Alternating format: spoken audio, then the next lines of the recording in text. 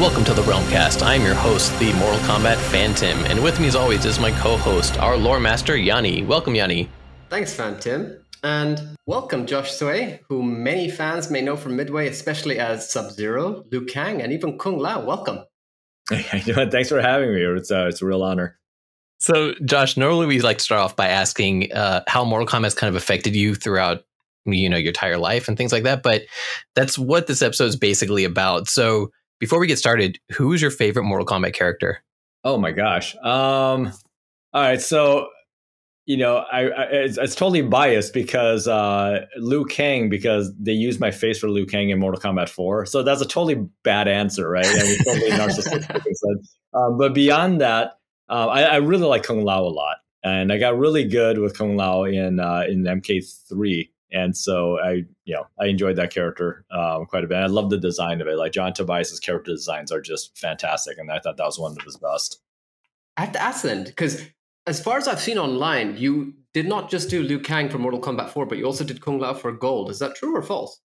No, I saw that somewhere, and it's so weird. Like you would think I would know that, but when Gold came out, I just forgot. I never, we were so busy, I wasn't even paying attention. So that might be true. I really should look that up. The only other appearance was in MK2. If you finish as Sub-Zero, his end story, they used my face for Sub-Zero's face when he takes his mask off. So that was like the first game I ever showed up on, over those years. And that was literally, and I think I've said this story a couple of times now. That was literally, I think, within the first 2 weeks of me starting at Midway. It was like the biases came up to me. It's like, hey, can I take a picture of your face because we need it for something in the game? I'm like, all right, sure. And Mortal Kombat obviously was already big at that point because I was for MK2.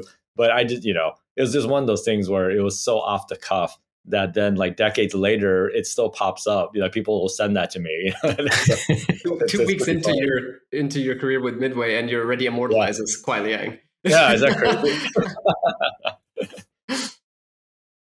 So you've been like several different positions throughout your life. I mean, you've been an artist, art director, producer, but primarily for Midway, you were working as an art director. Like, how exactly did this come about? When did you join the company? So I started off. I started off as just what they would call a video artist. So so this was in '93, and back then, like Mortal Kombat 2 was just about to come out, or it had come out already. Oh no, it was just about to come out, and so I came in as a pixel artist, and it's not like now where you have people who are character artists and environment artists and things like that. Like we literally did everything. So I come in, I worked on, and my first game was back then it was called WWF WrestleMania, the arcade game. So I got hired to work on that game. That was the NBA Jam team working on that. And I got brought in to work on everything from shooting the characters to cleaning up their sprites to working on props to the environments, like special effects, everything. Like, back then teams were so small that everybody had to multitask. So it was just two artists, me and Sal DeVita on that game. And, like we were completely unmanaged. So we just did whatever we needed to do to get the game done. But from there, like, I was able to go on to other roles. And by the time I got to my first Mortal Kombat game, I was a little bit more specialized. I did more environment art. And then from there I became, and there was no art director title back then, but that was basically my task on the later games, was to act as art director. Which one was your first game that you did? The first Mortal Kombat game? Yeah. Oh, that was the Mortal Kombat Mythology Sub-Zero. Gotcha. Yeah. So I had just finished WrestleMania. I had worked on this game called NHL Open Ice, which is like a NBA Jam hockey game. Which was a lot of fun actually. And then I jumped, and then John Tobias formed a second Mortal Kombat team, and so he brought me on to work on that game. So you mentioned that you were, sort of cast as Sub-Zero, but how did it come about that you were also going to play Liu Kang? Again, it was just like everything was so off the cuff, right? And so it was just like, and this sounds crazy to say but you have to remember this is the 90s. Okay, so there was like almost no Asians in the entire building, especially on the development team, and so it's kind of like if they needed an Asian face, like 9 times out of 10 it would be me. And so where's Josh? It was just a pure laziness. It's like we don't want to go find somebody. It's like whoever's there. And you'll see that in a lot of these games. The faces of the characters are just like the development team people, even the mocap, some of the mocaps back in the early days was just somebody. It wasn't like a real actor or somebody who can use their bodies really well. It's just some dude that we just found around. They had to put them in a suit. So for MK4, it was Dave Mikitich was the art director for that game. And me and Dave, we went to college together, so we were already old friends at that point. And it was just like, hey, can I use your face for Liu Kang? It's like, yeah, sure. Take a quick picture, and then next thing I know, there I am on there. So it's as simple as that. Every character you played ended up being a Chinese character. Is that your ethnicity, or? Yeah, I mean typecast. It's just like it's so funny. It's there's. One of the funniest stories was there's a game called Revolution X, and I was in that game as different characters, but like one of the characters that got cut out was an evil Japanese businessman. So my range went from Chinese to Japanese.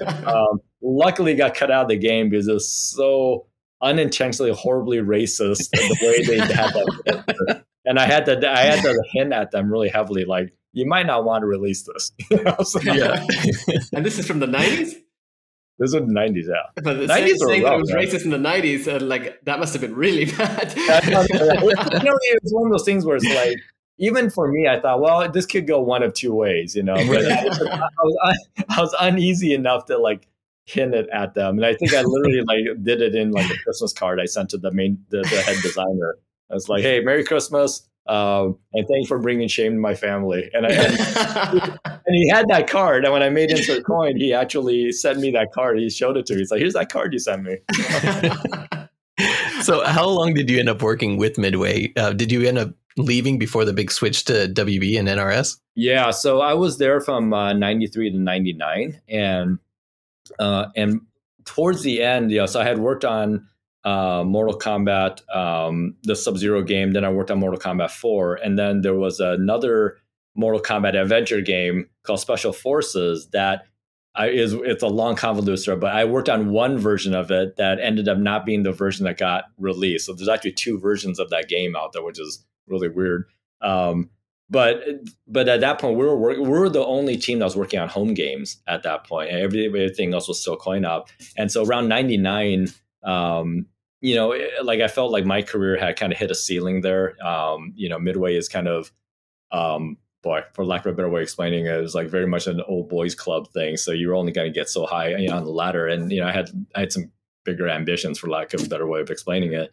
So me and John Tobias, Dave Mikitich, and a couple of the other MK people, we left Midway at 99, seeing that the arcade industry was starting to really die down, and there were huge opportunities with consoles. And one of the reasons why we left was we saw Xbox was announced, about to come out, and it just seemed like it was a good time to jump into home games because they were just going to blow up even further. Which sort of happened with Mortal Kombat anyway, as we've all seen over the years. So. Yeah, exactly. Like, kind of looking back on it, I mean, what's your opinion about, the whole Special Forces drama, I guess is a good word for it, that kind of came about? Because that was a big like shift with all of Mortal Kombat. Yeah, it's, I mean, I can't, it's hard to say. I can't really say much about what happened to it because we left at that point, before our version of the game was done. And truth be told, the version of the game we were making was really large. It was super ambitious, and like, in all honesty, looking back on it, it probably would have gotten delayed and got blown out even longer. And it was already like a hellish development cycle to begin with. And so I can see them, seeing the team that got left behind to finish it up. I can see them looking at it saying, this is a mess. It's like, it's either we completely scrap it or we just make. Actually, we see that we try to keep working on it, but knowing that it's going to be hell to do, or just start from scratch and do something smaller in scope. And so that's likely what happened. But I just remember when it came out, seeing it, and I still had friends that were working on it back at Midway. I remember seeing it, thinking like what the hell happened? Like this is nothing. This is nothing like what we were working on, and and because it was a massive game. So I don't know. I think somebody just this year, I guess now it's the new year. Last year, just released sort of prototype version gameplay of it or something. Yeah, there's something floating around out there. So it's how playable it actually is a whole other question. Well, talking about the old game, Special Forces and such, what are your opinion on, I guess, the old games? And then have you also really kept track of the newer games too? Yeah, so I mean, it's like, when I left Midway, that was right out, kind of around when MK4 came out, so my experience with playing Mortal Kombat was up to Mortal Kombat 4. Once I left Midway, I started getting into, I much like many game developers, you play games based off of what you're working on, so I went off to do to work with John Tobias on other fighting games and such. And so, and at that point, MK, like they were still, they hadn't come out with Deadly Alliance yet. So at that point, the only references that we had were other companies' games, during that era. So, so I kind of stopped playing Mortal Kombat games for quite some time. And then I went off to do other games. I did, Fight Night and the Tony Hawk series and things like that. So, but I always kind of kept an eye on Mortal Kombat in regards to the technology that they're using. So even though I wasn't playing the game, I was looking to see what they were doing, because that team is so innovative. They were always doing new things and such. So long story short, I haven't played many of the much of the modern games, even though I did play quite a bit of 9, just because it seemed like that was like a nice little reboot that they had going on there. But my favorite Mortal Kombat game is still MK2. There's just a certain, and maybe it's just because I was younger, there's a certain freshness to it that I really liked a lot. I like MK3 a lot also, but there's something about the look of MK2 I thought was just like that, especially of that era, was just the best game out of the whole series. So recently, kind of like right now, what you're really well known for is the Insert Coin documentary, which like you threw it out on Kickstarter, had huge backing, and now I think it has like a worldwide release, basically, through digital platforms and things like that. And it's like a great story, kind of like the background and kind of educational in ways too of the whole arcade era, sure, including Mortal Kombat. What made you decide to do this documentary? Man, it was I originally went to school for film. I kind of got into video games by accident, really, and so it was one of those things where I love video game development. And my career in games, it's been very fulfilling and such. But there was always something in the back of my head where it was like, okay, I'm a little older now. I still haven't made my film. I went to school for this. Maybe I should get back into it. And this is one of those things where maybe 10 years ago it would have been more difficult to do, but I kind of saw like how much technology has advanced and how much easier it is to make a film or to make a documentary. And so a lot of things kind of collided at a certain point, and I thought to myself, you know what, I'm going to take a break from games and make a film. And at the time, I wasn't sure what kind of film to make, but I had done an interview with the website Polygon. They were very kind enough to do a retrospective of my career. And as I was kind of talking to the interviewer, I was bringing up all kinds of stories, and even he was kind of surprised by some of the stuff I was bringing up. And a lot of people don't realize that like all these games of that era coming out of Midway were all coming out of this one tiny little facility that was really crappy. I mean, it was really badly run, no management, and it just sounded. And the more I talked about it, the more interesting it became to me. It's like, wow, there's a real story here. Not of myself, but just of the people I was working with and the conditions we were working in, and just the industry and the 90s in general. And so it seemed like that was kind of, for me, it was like low hanging fruit. It's like, all right, this is the first time I'm trying to make a film. Why not do it about something that I know really well? I've always kept great relations with everybody, so maybe they'll talk to me and interview. Let me interview them. and it worked out really well.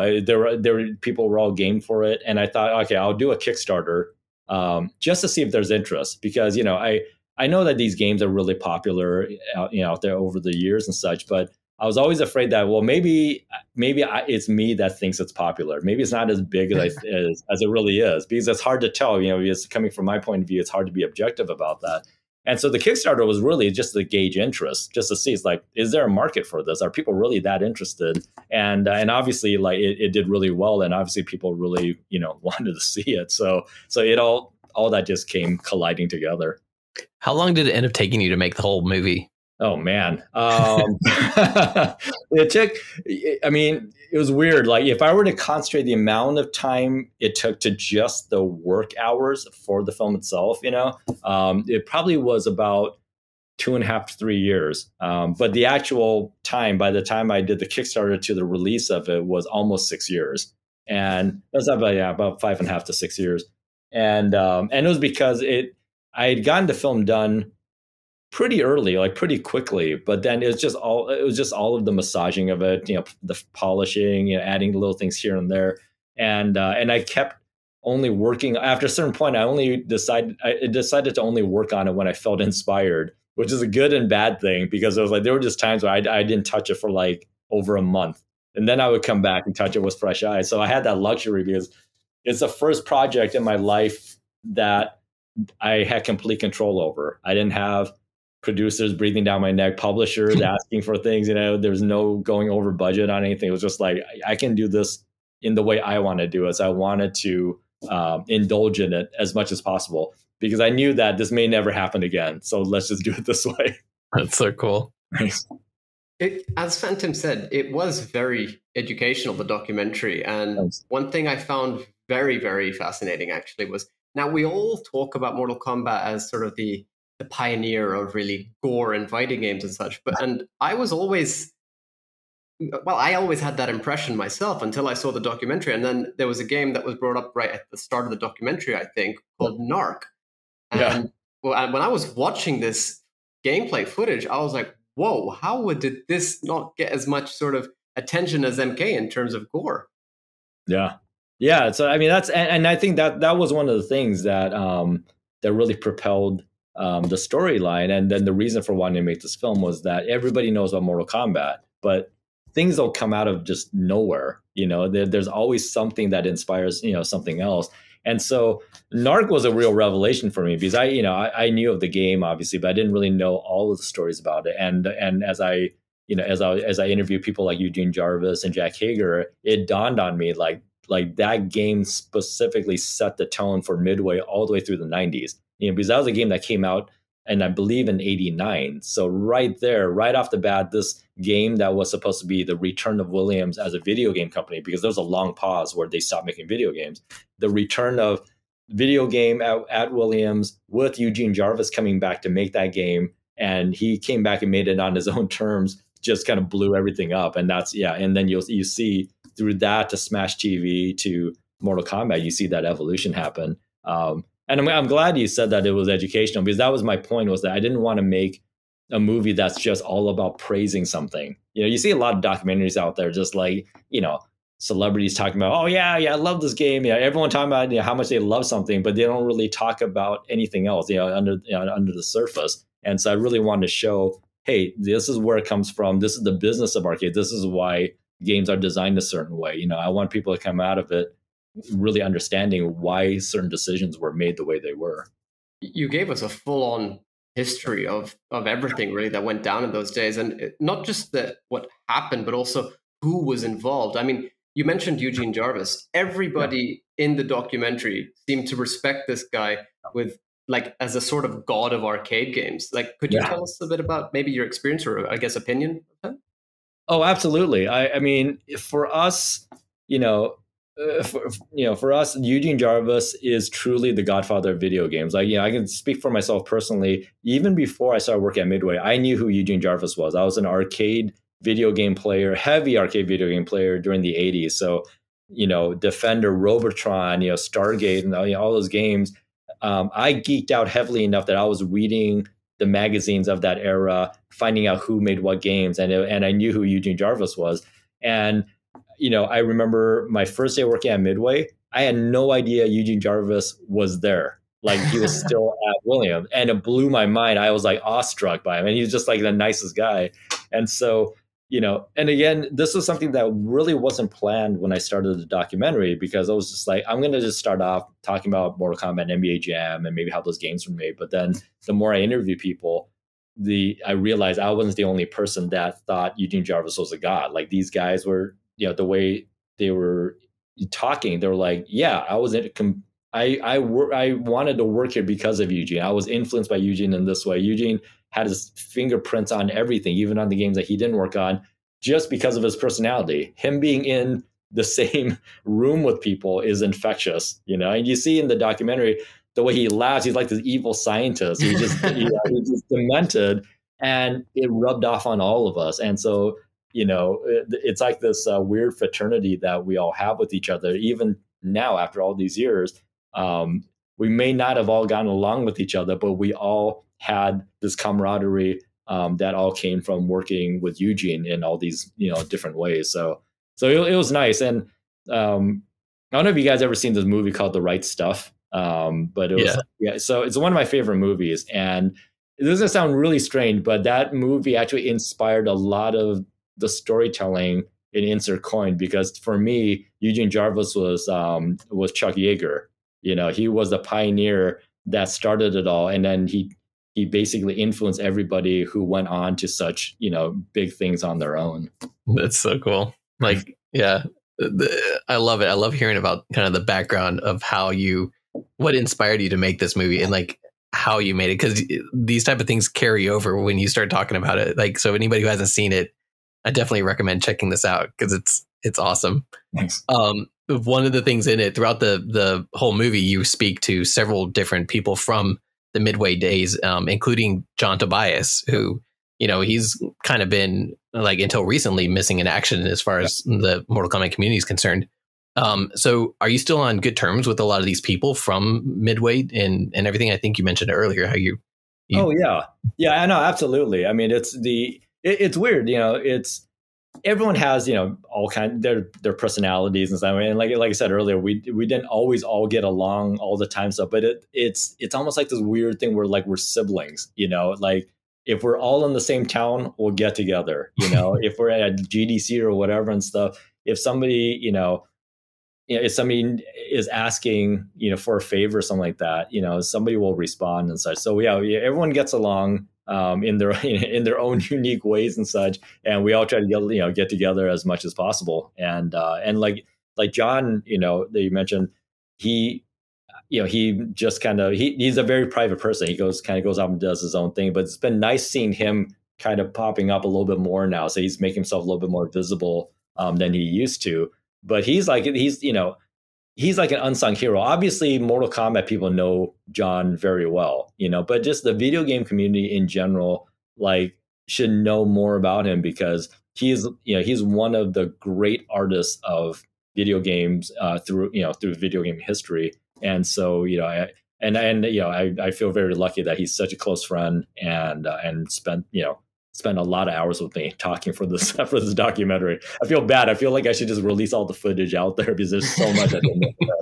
I mean, you say that, and I'm so happy to hear you say that, but because, like, that also does actually come up in the documentary itself. I can't remember who said it, but somebody was saying how they realized very early on how switched on, how vital John Tobias was and would be in the future. And I'm so glad to hear that still carries forward to this day. Yeah, no, absolutely. And he's still doing great stuff. He's one of those people that's very private, and he doesn't walk around, swinging his dick around or anything. He's just a really good guy.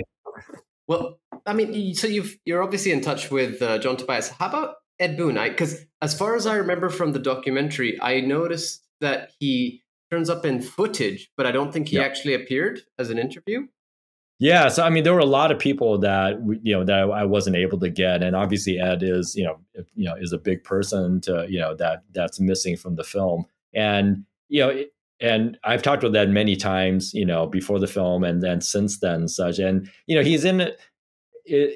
I never really pushed him. Like I asked him, quite a few times, and he wasn't able to talk about the film because, think about it this way. He's still the figurehead for Mortal Kombat. He works for Warner Brothers.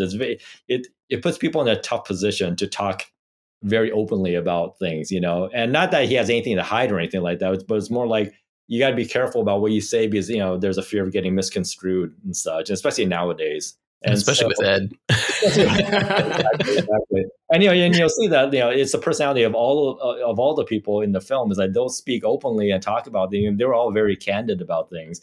But I can understand the caution that's needed. So I never really pushed Ed heavily on it.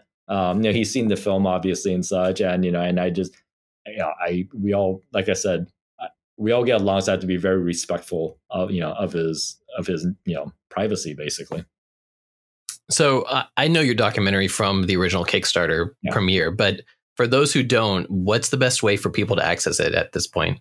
Oh, so the best way is all the links are on insertcoindoc.com. So it's out on all the VOD platforms. So Prime Video, Apple TV, Vudu, Google, even YouTube and such. And then there's also Blu-ray, and the Blu-ray actually has a ton of bonus content on top of it. That's the only place that has the bonus content is on that. So digitally or physical media, you can just go to insertcoindoc.com.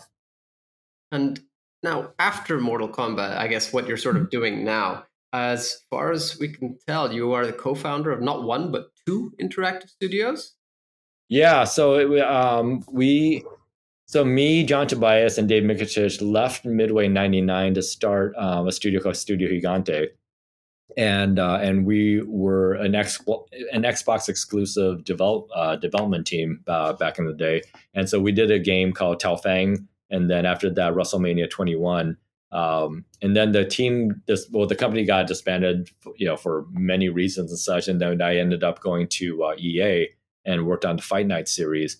And then around 2008, when the financial markets all crapped out and such, EA closed the Chicago studio. And from there, I started up a new studio with Activision called Robomoto, and we took over the Tony Hawk franchise from there. And so those are the two studios that I worked with. And then Robomoto lasted until 2017. I left Robomoto around 2016 to pursue working on the film some more, and that's what led me here. I mean, what a resume! Like, you got Mortal Kombat, Tony Hawk, the WWF games that you mentioned earlier. I think you did something for WWE also, didn't you? Yeah, I did two wrestling games, WWF and WWE, and then worked on Fight Night. And then at one point when I was after Fight Night, we did Fight Night round 3 at EA Chicago. And then after that, we were working on a Marvel game, and it was like a big Marvel brawler game that ended up never getting released. There's some videos of it up on YouTube now. Like somebody found the dev kit that has it and such. But it was a crazy, massive Marvel game that, much like Special Forces, was just way too ambitious and probably would have never made it to market but luckily or unluckily, they closed up that division of EA anyway, so we'll never know.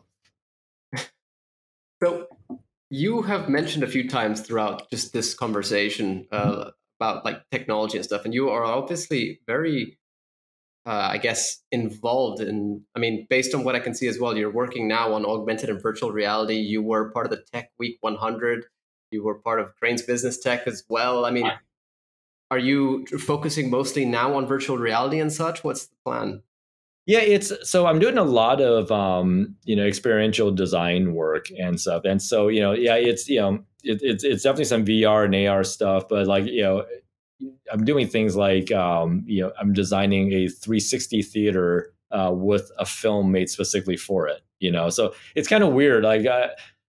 Like after I had left games to kind of finish up Insert Coin, a lot of the opportunities that popped up for me have been this weird hybrid of game technology and film video technology. And I'll tell you, I don't know how that happened. I mean, it's just like I like to say it happened just completely just by accident, and such, you know. But it's been really amazing to see, and you know, it's been nice to be able to kind of have my foot in both doors at the same time. So yeah, I've been doing like that. Like with the most recent project, it doesn't sound really weird, but my most recent project I did with my team was the new SoFi Stadium out in Los Angeles. Brand new, billions of dollars. It's like the most expensive stadium in the world, and we designed a tour of the entire stadium that involves film, video content, interactive machines out on the field. We did this tunnel run experience.